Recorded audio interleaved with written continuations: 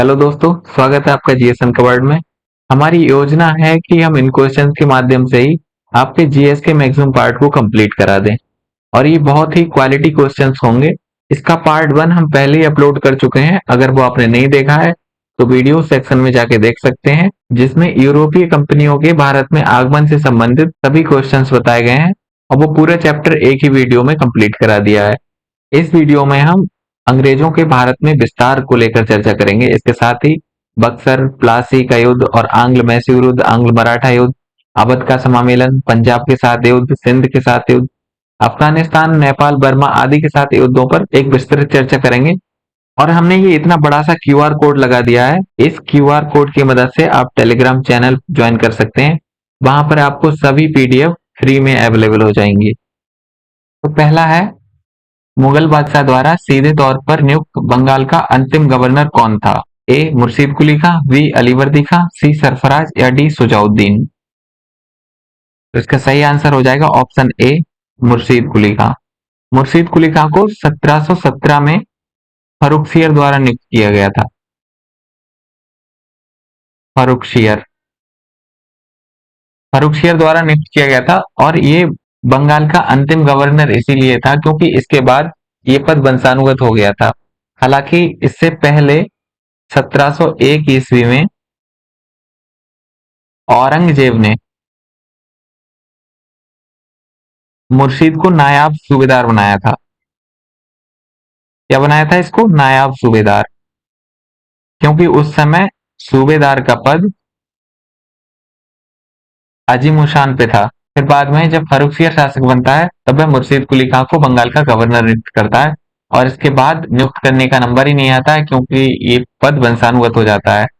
वंशानुगत होने का मतलब था कि मुर्शीद कुली खां के बाद उसके वंश या उसके ही रिश्तेदार बंगाल के सूबेदार के पद पर नियुक्त हुए, जिनमें सबसे पहले तो मुर्शीद कुली खां है ही। मुर्शीद कुली खां के बाद उसका दामाद बना था सुजाउद्दीन। ये जो ऑप्शन डी है सुजाउद्दीन, ये दूसरे नंबर का, ये मुर्शीद कुली खां का दामाद है। ये बना। सुजाउद्दीन के बाद सरफराज बनता है। सरफराज इसका पुत्र है, सुजाउद्दीन का पुत्र। और सरफराज के बाद आता है अलीवर्दी खां। अलीवर्दी खां के बाद उसका नाती, जिसका नाम था सिराजुद्दौला। आप पढ़ेंगे इसे आगे, सिराजुद्दौला। अगला है, प्लासी के युद्ध में सिराजुद्दौला की पराजय का एक प्रमुख कारण था उसके विरोधियों का अंग्रेजों के साथ मिल जाना। निम्नलिखित में से किसने सिराजुद्दौला के साथ विश्वासघात नहीं किया? नवाब शौकत जंग, घसीटी बेगम, मीर जाफर या मोहनलाल। तो इसका सही आंसर हो जाएगा ऑप्शन डी, मोहनलाल। क्योंकि मोहनलाल और मीर मदान, ये दो पर्सन,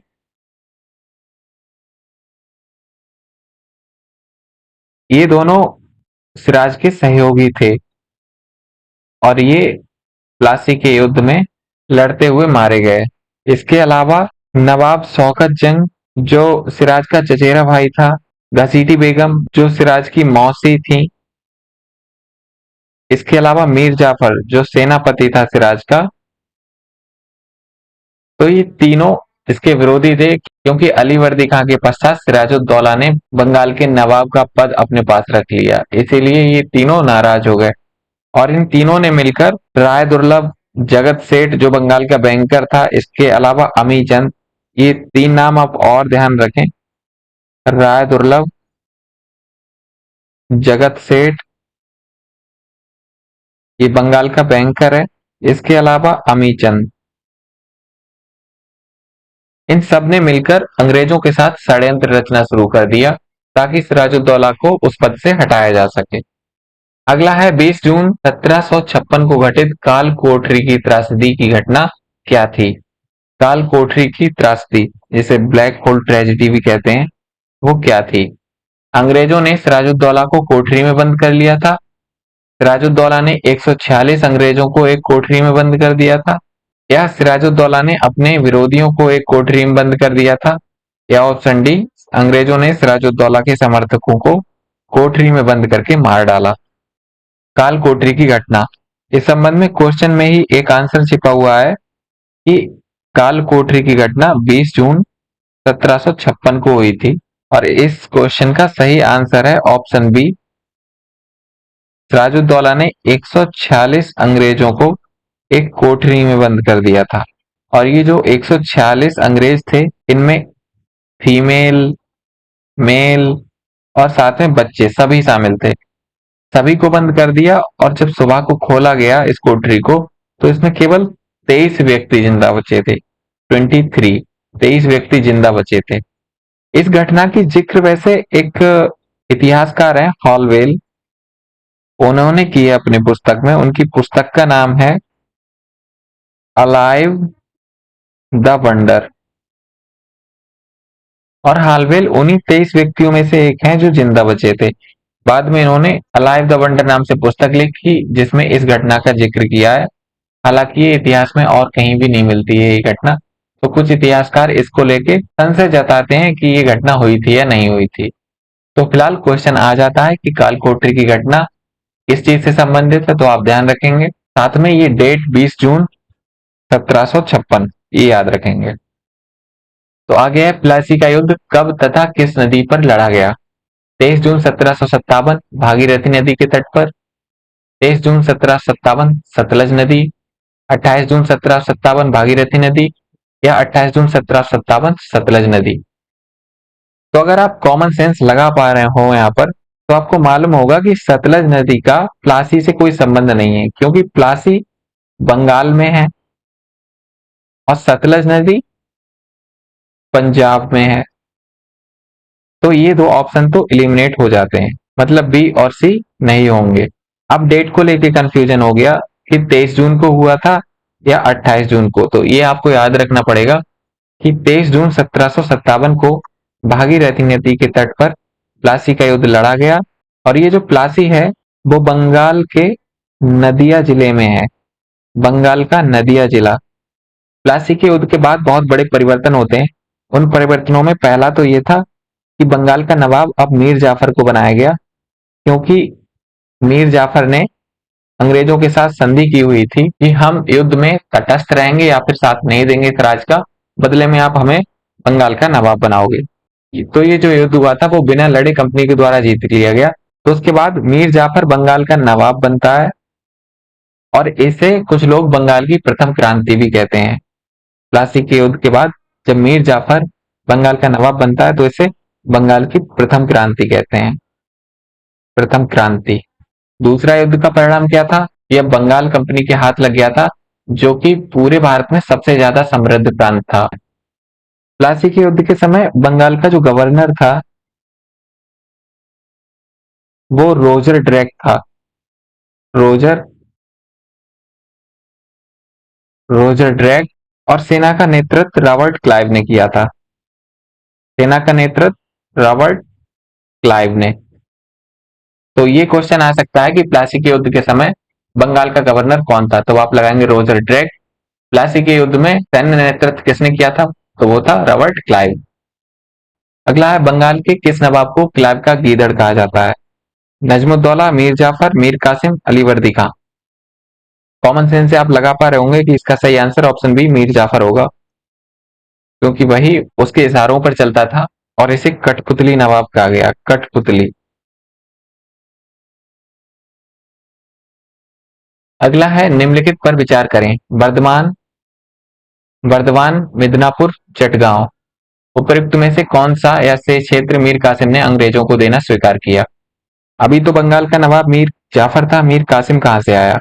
दरअसल मीर जाफर जिसको नवाब बना दिया गया था, बाद में उसे बहुत रियायतें प्राप्त करनी चाहिए अंग्रेजों ने, जिस कारण मीर जाफर दिवालिया होने लगा। अंग्रेजों ने कहा था कि जितना हो सके हड़प लो, मीर जाफर को एक सोने की बोरी के रूप में इस्तेमाल करो। ये कथन है अंग्रेजों का। बाद में जब मीर जाफर अंग्रेजों से बहुत दुखी हो गया, तब उसने डचों के साथ मिलकर अंग्रेजों को बंगाल से बाहर करने की साजिश रची। लेकिन ऐसा हो नहीं पाया क्योंकि डच अंग्रेजों से बेदारा के युद्ध में हार गए थे। लेकिन अंग्रेजों को ये पता चल गया था कि मीर जाफर डचों के साथ मिलकर हमारे खिलाफ ऐसे षड्यंत्र रच रहा है। तो अंग्रेजों ने 1760 में मीर कासिम को बंगाल का गवर्नर बना दिया और इसको बंगाल की दूसरी क्रांति कहते हैं, दूसरी क्रांति। पहली बार जब मीर जाफर बैठा था तब उसे पहली क्रांति कहा और जब मीर कासिम बैठ गया तब उसे दूसरी क्रांति की संज्ञा दी है। नवाब बनते ही इसने अंग्रेजों को बर्धमान, मिदनापुर और चटगांव ये तीनों क्षेत्र दे दिए। तो इस हिसाब से आपका ऑप्शन डी सही हो जाएगा। अगला है मीर कासिम द्वारा अपनी स्थिति को मजबूत करने के लिए किए गए सुधारों में कौन सा शामिल नहीं है। मुर्शिदाबाद से मुंगेर में राजधानी परिवर्तन, गुरगिन खां के नेतृत्व में मुंगेर में तोप निर्माण, बर्धमान, मिदनापुर, चटगांव को अंग्रेजों से वापस लेना, सभी प्रकार के आंतरिक व्यापार को चुंगी मुक्त करना। आप लोग वीडियो पॉज करके आंसर सोचने की कोशिश किया करें। तो इसका सही आंसर हो जाएगा ऑप्शन सी, बर्धमान, मिदनापुर, चटगांव को अंग्रेजों से वापस लेना। आपके दिमाग में शायद ये आ रहा हो कि जब संधि में ये तीनों क्षेत्र अंग्रेजों को दे दिए गए थे तो ये क्यों लेगा वापस, इसीलिए ऑप्शन सी सही होगा। लेकिन ऐसा नहीं है, उसने वापस लेने की कोशिश की थी, अंग्रेजों से इसके लिए बात भी की थी, लेकिन वो माने नहीं और दोनों के मध्य संघर्ष होने लगा। इसके अलावा जो तीन ऑप्शन है, मुर्शिदाबाद से मुंगेर में राजधानी परिवर्तन, ये सही है क्योंकि उसने किया था। गुरगिन खां के नेतृत्व में मुंगेर में तोपखाने के निर्माण, ये भी किया था। सभी प्रकार के आंतरिक व्यापार को चुंगी से मुक्त कर देना, ये भी था। आपको ध्यान होगा पिछली वीडियो में बताया गया था कि फर्रुख सियर ने अंग्रेजों को दस्तक प्रदान किया था। उस दस्तक का दुरुपयोग लगातार हो रहा था और इतना भ्रष्टाचार बढ़ गया था बंगाल में। इन्हीं सब चीजों को देख के मीर कासिम ने कंपनी से शिकायत की और दस्तक को समाप्त करने की बात की, लेकिन कंपनी इस चीज से सहमत नहीं हुई। बाद में कासिम ने गुस्से में आकर दस्तक में जो छूटें प्रदान की जा रही थी अंग्रेजों को कि वो बंगाल में सभी व्यापार चुंगी मुक्त कर सकते हैं, वही सेम सुविधाएं बंगाल के सभी लोगों को प्रदान कर दी। सभी प्रकार के आंतरिक व्यापार को चुंगी मुक्त कर दिया। इससे अंग्रेजों को गुस्सा आया क्योंकि उनकी जो विशेष भूमिका थी वो समाप्त हो गई। अगला है 23 अक्टूबर 1764 को घटित बक्सर के युद्ध के समय बंगाल का नवाब कौन था। 23 अक्टूबर 1764 को बक्सर का युद्ध हुआ था और इस युद्ध के समय बंगाल का नवाब कौन था। तो इस संबंध में एक चीज कि बक्सर का युद्ध 23 अक्टूबर 1764 को हुआ था। हालांकि कुछ किताबों में आपको 22 अक्टूबर भी मिलेगा, तो इससे कंफ्यूज नहीं होना है। ऑप्शन में कभी दो एक साथ नहीं आएंगे, और आएंगे तो वो क्वेश्चन ही डिलीट हो जाएगा या फिर उसका नंबर सबको मिलेगा। मीर जाफर, मीर कासिम, नजमुद्दौला या सिराजुद्दौला। प्लासी के युद्ध के टाइम बंगाल का नवाब सिराज था और सिराज के बाद मीर जाफर बंगाल का नवाब बनता है। मीर जाफर ऐसे ही चलता है, फिर मीर जाफर को हटा के मीर कासिम को नियुक्त कर दिया जाता है, फिर फाइनली मीर कासिम को हटाकर दोबारा से मीर जाफर को नियुक्त कर दिया जाता है। तो इस हिसाब से बक्सर के युद्ध के समय मीर जाफर बंगाल का नवाब था, इसीलिए आपका ऑप्शन ए सही हो जाएगा, मीर जाफर। अगला है इलाहाबाद की संधि किस युद्ध का परिणाम थी। प्लासी का युद्ध, बक्सर का युद्ध, पानीपत का तृतीय युद्ध या फिर गिरी सुमेल का युद्ध। इसका सही आंसर हो जाएगा ऑप्शन बी, बक्सर का युद्ध। प्लासी के युद्ध में कोई संधि करने की जरूरत नहीं पड़ी थी क्योंकि अंग्रेज बिना लड़े ही जीत गए थे, सिराज के साथ विश्वासघात हुआ था। लेकिन बक्सर का युद्ध जो 22-23 अक्टूबर 1764 को हुआ था, उसके पश्चात 1765 में इलाहाबाद की संधि होती है। और ये जो इलाहाबाद की संधि है, ये दो संधियां थी, एक 12 अगस्त को होती है और दूसरी 16 अगस्त को। 12 अगस्त को जो संधि हुई थी वो क्लाइव और शाह आलम के मध्य हुई थी। शाह आलम जो उस समय मुगल शासक था, शाह आलम से। और वहीं 16 अगस्त को जो संधि हुई थी वो क्लाइव और शुजाउद्दौला के मध्य हुई थी। शुजाउद्दौला, शुजाउद्दौला बीच में कहां से आ गया ये आप सोचते होंगे। बक्सर का जो युद्ध हुआ था उसमें मीर कासिम, मुगल बादशाह शाह आलम और अवध का नवाब शुजाउद्दौला ये तीनों शामिल हुए थे। क्योंकि जब मीर कासिम को अपदस्थ कर दिया था तो उसके पश्चात मीर कासिम भागकर अवध पहुंचा था और वहां पर शाह आलम, शुजाउद्दौला और मीर कासिम के मध्य एक समझौता हुआ कि हम मिलकर लड़ेंगे और अंग्रेजों को बंगाल से खदेड़ेंगे। लेकिन ऐसा हो नहीं पाया और फाइनली बक्सर के युद्ध में अंग्रेज जीत जाते हैं। तो ये इलाहाबाद की संधि थी जो 1765 में हुई थी। अगला है बंगाल में द्वैध शासन कब लागू किया गया। 1772, 1764, 1765 या 1768। तो इसका सही आंसर हो जाएगा ऑप्शन सी, 1765। आपको ध्यान होगा अभी जो जिक्र की गई थी कि 1765 में इलाहाबाद की संधि हुई थी, उसी इलाहाबाद की संधि के बाद बंगाल पर अंग्रेजों का अधिकार हो गया बंगाल में दो तरह के पद हुआ करते थे, एक था सूबेदार का और एक था दीवान का। दोनों पदों पर कंपनी ने नियंत्रण कर लिया।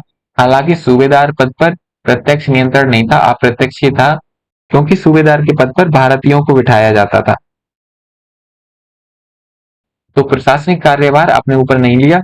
वहीं दीवानी कार्य मतलब जहां राजस्व वसूली होती थी, वो कार्य अपने हाथ में ले लिया और इसीलिए इसे द्वैध शासन कहा गया, क्योंकि एक तरफ शासन भारतीय कर रहे थे जो प्रशासनिक देखरेख कर रहे थे, वहीं दूसरी तरफ दीवान का पद अंग्रेजों ने अपने हाथ में ले लिया था।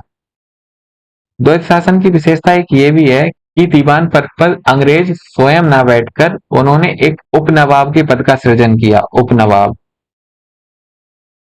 उपनवाब के पद का सृजन किया और इस उपनवाब के पद पर बंगाल और बिहार में दो अलग अलग लोग बिठाए। बंगाल और बिहार में दो अलग अलग लोग बिठाए। जहां बंगाल में मोहम्मद रजा खां था, वहीं बिहार में सितब राय सितब राय को नियुक्त किया। अगला है बंगाल का अंतिम नवाब कौन था? मीर कासिम, सैफुद्दौला, मुबारकुद्दौला या नजमुद्दौला? तो इसका सही आंसर हो जाएगा ऑप्शन सी, मुबारकुद्दौला। बाद में मुबारकुद्दौला को अंग्रेज पेंशन देके भेज देते हैं और फाइनली बंगाल पर नियंत्रण स्थापित कर लेते हैं। तो बंगाल का अंतिम नवाब मुबारकुद्दौला।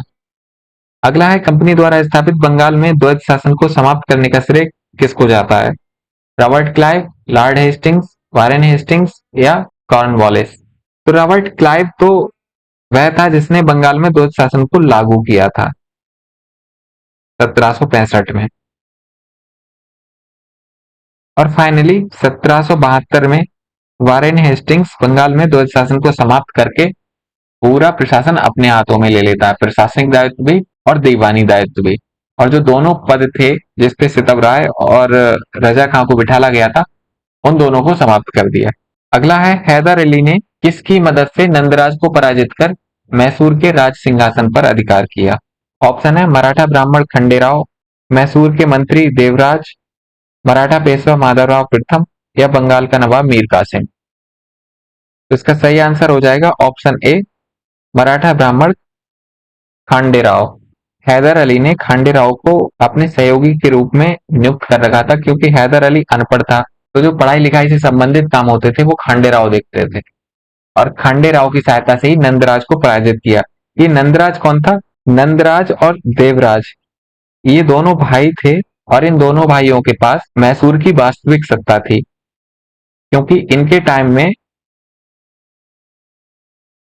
मैसूर पर चिक्का कृष्णराज का शासन था।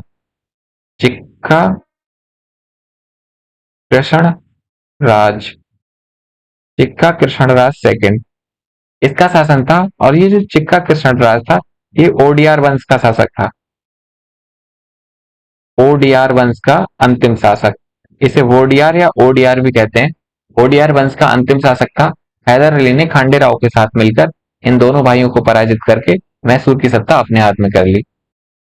अगला है अंग्रेज और टीपू के मध्य 1792 में हुई प्रसिद्ध श्रीरंगपट्टनम की संधि किस युद्ध का परिणाम थी? प्रथम आंग्ल मैसूर युद्ध, द्वितीय आंग्ल मैसूर युद्ध, तृतीय आंग्ल मैसूर युद्ध या चतुर्थ आंग्ल मैसूर युद्ध?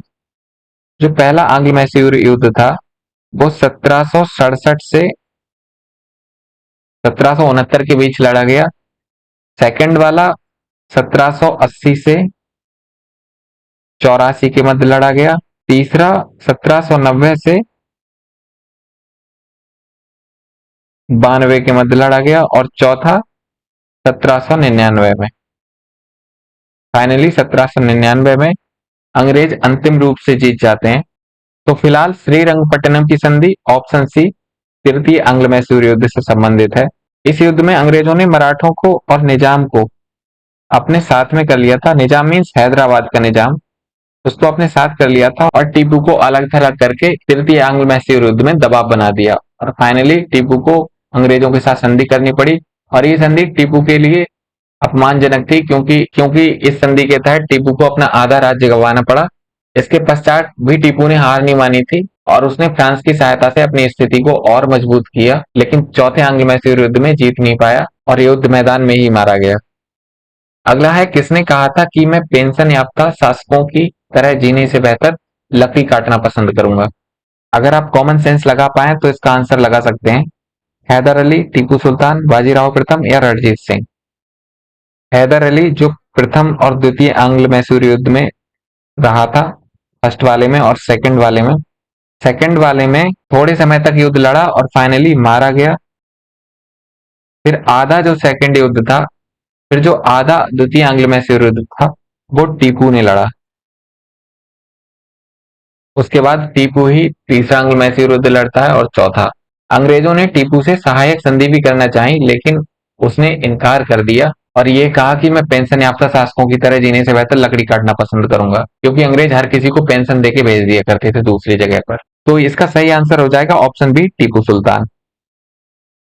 अगला है, द्वितीय आंग्ल मैसूर युद्ध का तात्कालिक कारण था। मेरा प्रयास है कि आपको रट जाए ये। 1780 से 84 के मध्य द्वितीय आंग्ल मैसूर युद्ध का तात्कालिक कारण क्या था? टीपू द्वारा त्रावणकोर पर आक्रमण, अंग्रेजों द्वारा माहे पर आक्रमण, ये माहे पर अलग अलग वर्ड है, माहे पर आक्रमण, अंग्रेजों द्वारा त्रावणकोर की किलेबंदी या टीपू सुल्तान का फ्रांस के साथ संबंध। अगर आपने पढ़ा हो थोड़ा बहुत तो आप अंदाजा लगा पा रहे होंगे कि टीपू सुल्तान का फ्रांस के साथ संबंध तो शुरू से ही चला आ रहा था, तो वो केवल सेकंड आंग्ल मैसूर युद्ध का कारण क्यों हो सकता है? वो तो आंग्ल मैसूर युद्ध जितने भी हुए सबका कारण था, क्योंकि अंग्रेज नहीं चाहते थे कि फ्रांसीसी शक्तिशाली बने, तो इसीलिए ये तो गलत हो जाता है। तो इसका सही आंसर होगा ऑप्शन बी, अंग्रेजों द्वारा माहे पर नियंत्रण का प्रयास। आप जानते हैं कि अंग्रेज और फ्रांसीसियों के मध्य युद्ध चल रहा था, तो उसी के क्रम में अंग्रेजों ने फ्रांसीसी बस्ती माहे, ये फ्रांसीसी बस्ती थी, फ्रांसीसी बस्ती, उस पर नियंत्रण कर लिया। लेकिन माहे मैसूर की सीमा के अंतर्गत आता था, इसीलिए टीपू सुल्तान इससे चिढ़ गया। इसके साथ ही प्रथम आंग्ल मैसूर युद्ध, जिसमें ये भी आप याद रख लें कि प्रथम आंग्ल मैसूर युद्ध में मद्रास की संधि हुई थी। मद्रास की संधि में एक प्रावधान था कि यदि अंग्रेजों या मैसूर को कभी भी किसी लड़ाई का सामना करना पड़ता है तो एक दूसरे का साथ देंगे। लेकिन जब मराठों ने हैदर अली पर आक्रमण किया, तब अंग्रेज हैदर अली की मदद के लिए नहीं आए थे, तो ये मद्रास की संधि का उल्लंघन हुआ। इससे हैदर अली और चिढ़ गया और साथ में उसके क्षेत्र माहे पर अधिकार करने की कोशिश की, इसीलिए दूसरा आंग्ल मैसूर युद्ध हुआ। दूसरे आंग्ल मैसूर युद्ध के बाद एक संधि होती है जिसका नाम है मंगलौर की संधि, तो ये भी आप याद रख लें, मंगलौर की संधि। मंगलौर संधि द्वितीय आंग्ल मैसूर युद्ध का परिणाम थी और प्रथम का थी मद्रास की संधि। तृतीय आंग्ल मैसूर युद्ध में श्रीरंगपट्टनम की संधि होती है और चौथे आंग्ल मैसूर युद्ध में कोई संधि नहीं होती है, पूरा राज्य अंग्रेजों द्वारा छीन लिया जाता है और पुराने हिंदू वंश ओडियार वंश के एक छोटे से शासक को वहां बिठा दिया जाता है। अगला है, अंग्रेज और मराठों के मध्य संपन्न निम्नलिखित संधियों का सही क्रम क्या है? बसीन की संधि, सालवाई की संधि, पुरंदर की संधि और सूरत की संधि। इनका सही क्रम क्या है? पहले कौन सी संधि हुई थी? आंग्ल मराठा युद्ध की शुरुआत ही दरअसल सूरत की संधि से हुई थी, तो ये तो पहले ही आएगा। सूरत की संधि 1775 में हुई थी, 1775 में। इसका कारण था रघुनाथ राव द्वारा अंग्रेजों के साथ मिल जाना। रघुनाथ राव, जिसे राघोबा भी कहते थे, उसने बंबई के जो ब्रिटिश अधिकारी थे उनके साथ मिलकर ये सूरत की संधि की। बाद में ये बात जब कलकत्ता के अधिकारियों को पता चलती है तो वारेन हेस्टिंग इस संधि को रद्द करने की बात करता है और इसी के क्रम में आगे पुरंदर की संधि होती है 1776 में। ये संधि वारेन हेस्टिंग्स करवाता है कि वो रघुनाथ राव के साथ किया गया समझौता को रद्द करता है और हम रघुनाथ राव के साथ कोई सहयोग नहीं करेंगे। लेकिन जो बंबई के अधिकारी थे वो वारेन हेस्टिंग्स की इस संधि से चिढ़ गए और उन्होंने ब्रिटेन में जो अधिकारी बैठे थे वहां शिकायत की। फाइनली पुरंदर की संधि को रद्द कर दिया जाता है और फिर तलगांव का युद्ध होता है। उस युद्ध में अंग्रेज हार जाते हैं। तलगांव के युद्ध के बाद बड़गांव की संधि अंग्रेजों के लिए सम्मानजनक नहीं थी, इसीलिए वारेन हेस्टिंग उसको मना करता है कि हम ये संधि नहीं मानेंगे और फाइनली मराठों और वारेन हेस्टिंग्स की सेना के मध्य युद्ध होता है जिसमें मराठे बुरी तरह हार जाते हैं और फिर संधि होती है सालवाई की संधि जो 1782 में हुई थी और इसके बाद होती है बसीन की संधि। तो इस हिसाब से चौथा फिर तीसरा, फिर दूसरा, फिर पहला।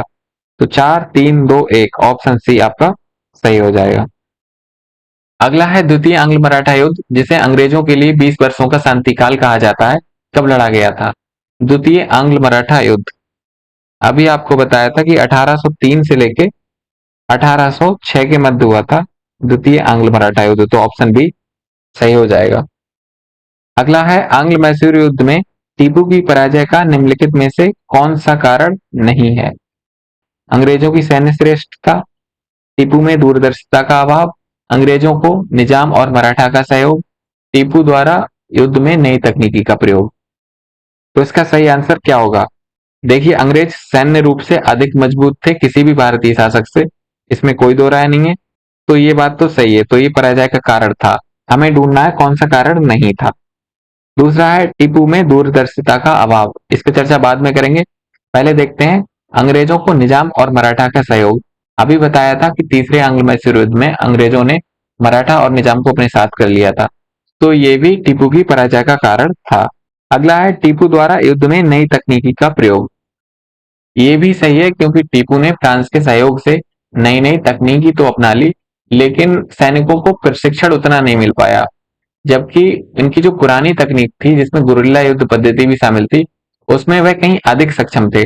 तो ये जो नई तकनीकी अपनाई गई, इसके माध्यम से बहुत इफेक्टिव युद्ध लड़ नहीं पाए, तो ये भी इसकी पराजय का एक कारण था। बचा टीपू में दूरदर्शिता का अभाव, तो यही आपका सही आंसर हो जाएगा कि ये कोई कारण नहीं था। टीपू में दूरदर्शिता का अभाव तो था ही नहीं। काफी दूरदर्शी शासक था टीपू सुल्तान। उसने आखिर तक हार नहीं मानी और फ्रांस के साथ लगातार सहयोग की स्थिति जारी रही। इसने मैसूर में कई सुधार किए थे। रॉकेट तकनीकी का खोज करता था ये, और ये भारत में पहली बार था। अगर उस समय टीपू सुल्तान जीत गया होता और आगे बढ़ गया होता, तो मैसूर पूरे भारत में सबसे ज्यादा आधुनिक स्टेट होता। आपने अगर एपीजे अब्दुल कलाम की बायोग्राफी पढ़ी हो, तो वहां पर जिक्र किया गया है इस चीज का कि भारत में रॉकेट तकनीकी की प्रथम बात कौन सी सन में मिलती है। अगला है सुगौली संधि 1815 संबंधित है ब्रिटिश और सिंध, ब्रिटिश और अफगानिस्तान, ब्रिटिश और नेपाल, या ब्रिटिश और बर्मा। सुगौली की संधि, तो इसका सही आंसर हो जाएगा ऑप्शन सी, ब्रिटिश और नेपाल। ब्रिटिश ने उत्तर की ओर विस्तार के क्रम में नेपाल के साथ युद्ध किया, और इन दोनों के मध्य सुगौली की संधि होती है, जो आज भी महत्व रखती है। तो सुगौली की संधि में अंग्रेजों ने नेपाल से गढ़वाल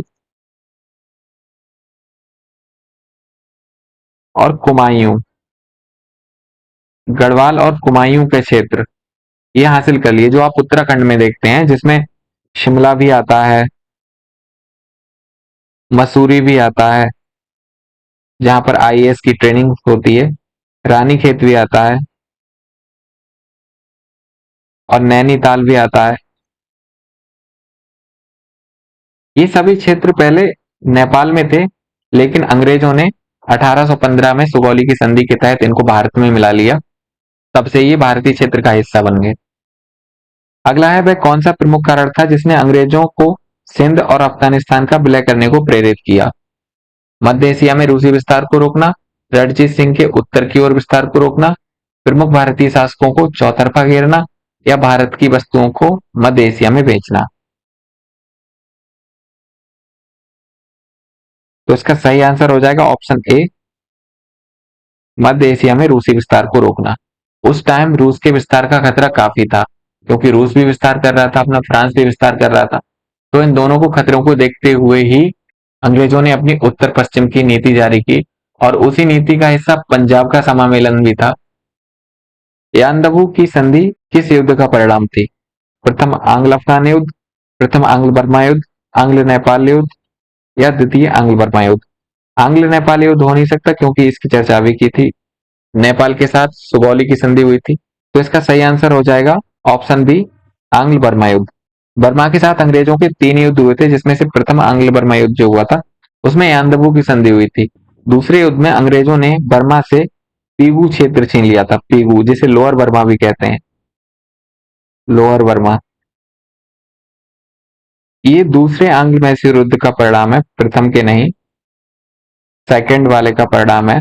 इसके पश्चात बर्मा 1935 तक भारत का हिस्सा रहा।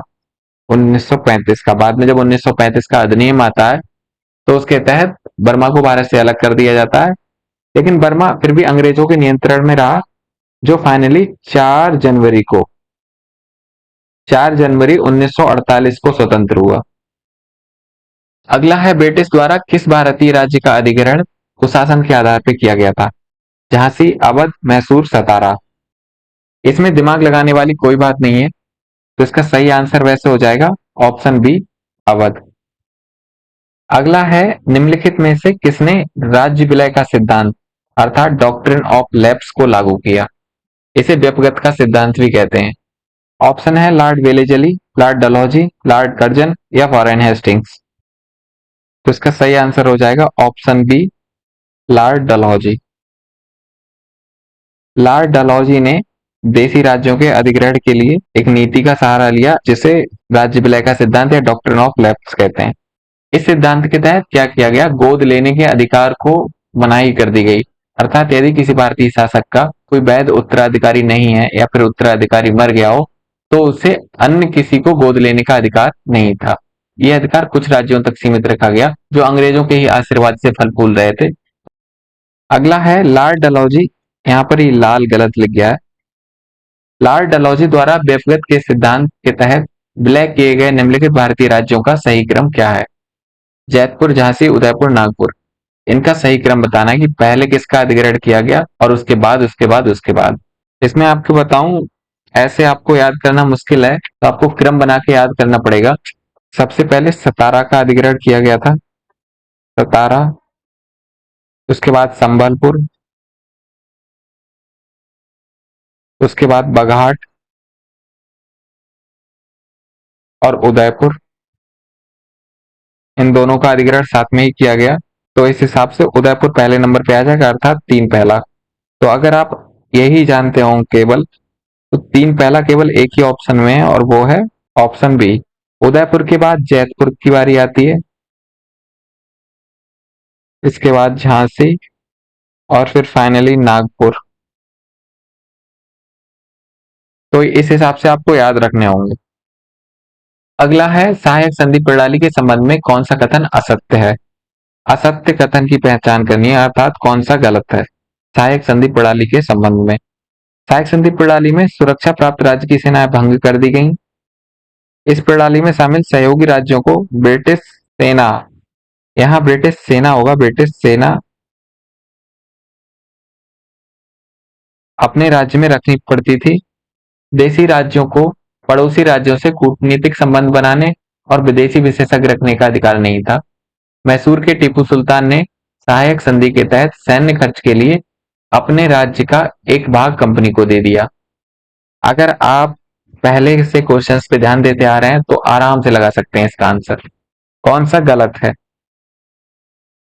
तो पहला कथन है जिसमें लिखा है इस प्रणाली में सुरक्षा प्राप्त राज्य की सेना भंग कर दी जाती थी, ये कथन सही है। इसके बदले में ब्रिटिश सेना रखनी पड़ती थी, तो दूसरा भी सही हो जाएगा। और ब्रिटिश सेना रखने के लिए जो खर्च दिया जाता था वो संबंधित राज्य देता था। इसके अलावा जो राज्य है उसको कूटनीतिक संबंध बनाने और विदेशी विशेषज्ञ रखने का कोई अधिकार नहीं था। अगर ऐसा होगा तो वो अंग्रेजों की परामर्श से होगा। तो इस हिसाब से तीसरा कथन भी सहायक संधि को संदर्भित करता है। फाइनली चौथा कथन गलत हो जाएगा। आपको आंग्ल मैसूर युद्ध पढ़ाते समय बताया गया था कि कंपनी ने मैसूर से सहायक संधि करनी चाहिए, लेकिन टीपू सुल्तान ने मना कर दिया। तो ऑप्शन डी सही। अगला है सहायक संधि प्रणाली किसने शुरू की? Warren Hastings, Lord Wellesley, Lord Dalhousie, Lord Hastings. इसका सही आंसर हो जाएगा option B, Lord Wellesley. Lord Wellesley की सहायक संधि प्रणाली, आप ऐसे पूरे सेंटेंस याद रखेंगे, लॉर्ड वेलेजली की सहायक संधि प्रणाली। और सहायक संधि प्रणाली को 1798 में शुरू किया गया था और ये 1805 तक चली थी, 1805 तक। तो इसकी डेट पूछ लेते हैं कभी कभी कि सहायक संधि प्रणाली को कब शुरू किया गया, तो 1798 होगी। और किसने शुरू की? लॉर्ड वेलेजली ने। अगला है लॉर्ड वेलेजली की सहायक संधि को सबसे पहले किस शासक ने स्वीकार किया? अवध के नवाब, मराठा पेशवा, कर्नाटक के नवाब या हैदराबाद के निजाम। ये क्वेश्चन बहुचर्चित है, हर एग्जाम में आ जाता है, तो इसका सही आंसर हो जाएगा ऑप्शन डी, हैदराबाद के निजाम। इसमें चर्चा करने लायक और कुछ भी नहीं है। और इसी प्रश्न के साथ ही वीडियो भी समाप्त हो जाती है। रिवीजन करते रहिए क्वेश्चंस के साथ। यदि आप इस प्रैक्टिस सेट की पीडीएफ चाहते हैं तो हमारा टेलीग्राम चैनल ज्वाइन कर लीजिए। आप कितना स्कोर कर पाए ये कमेंट बॉक्स में बता सकते हैं। इसके अलावा वीडियो कैसी लगी ये भी बता सकते हैं। अगर वीडियो अच्छी लगी हो तो वीडियो को लाइक कर दीजिए। बाकी मिलेंगे अगली साइड में अगली वीडियो के साथ, तब तक के लिए धन्यवाद।